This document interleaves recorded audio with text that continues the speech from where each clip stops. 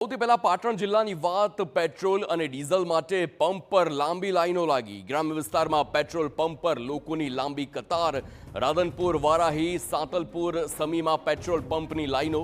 લોકો કલાકો સુધી ઊભા રહી પેટ્રોલ અને ડીઝલ મેળવવા મજબૂર બન્યા। તો બીજી બાજુ ખેતીના ઉપયોગમાં લેવાતા ટ્રેક્ટર રાખતા ખેડૂતોને ભારે મુશ્કેલીનો સામનો કરવાનો વારો આવ્યો, કેમ કે પૂરતા પ્રમાણમાં ડીઝલનો જથ્થો ન મળતા વારંવાર ખેડૂતોને ટ્રેક્ટર સાથે પેટ્રોલ પંપ પર લાંબી કતારોમાં કલાકો સુધી રાહ જોવી પડે છે।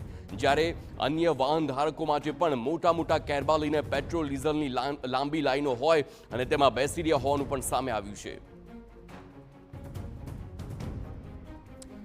તો આ દ્રશ્યો એ કેરબાઓના જુઓ કે કેવી રીતે લાંબી લાઈનો લાગી છે ભર ગરમી નાકરી ધૂપની વચ્ચે।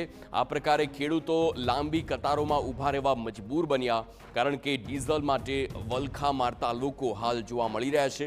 એક તરફ લણણીની સિઝન હોય, આવનારા સમયમાં ટૂંક સમયમાં વાવેતર પણ થવાનું હોય અને તેવામાં એ તમામ ઉપકરણોની જરૂર પડે કે જેમાં ડીઝલનો ઉપયોગ થતો હોય છે અને તેના કારણે જ આ લાંબી લાઈનો।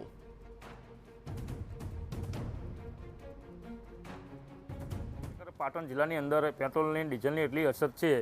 અત્યારે ખરેખર અમારે કોઈ સાધન ટ્રેક્ટર છે, કોઈ ખેતીના કામ માટે જવું હોય તો પણ ડીઝલ હોતું નથી ને પેટ્રોલ પંપે એટલી બધી લાઈનો લાગેલી હોય છે ને તો વાત જ મૂકી દો। અને પેટ્રોલની અછત લગભગ મહિના બે મહિનાથી જ્યારે બંધ થયું ત્યારથી બહુ અછત છે। અને બીજું કે વિડીયો અવારનવાર વાયરલ થાય છે, ડીઝલ કાળો બજાર પેટ્રોલ પંપવાળા આપે છે એવી પણ શક્યતા હોય છે, બરાબર।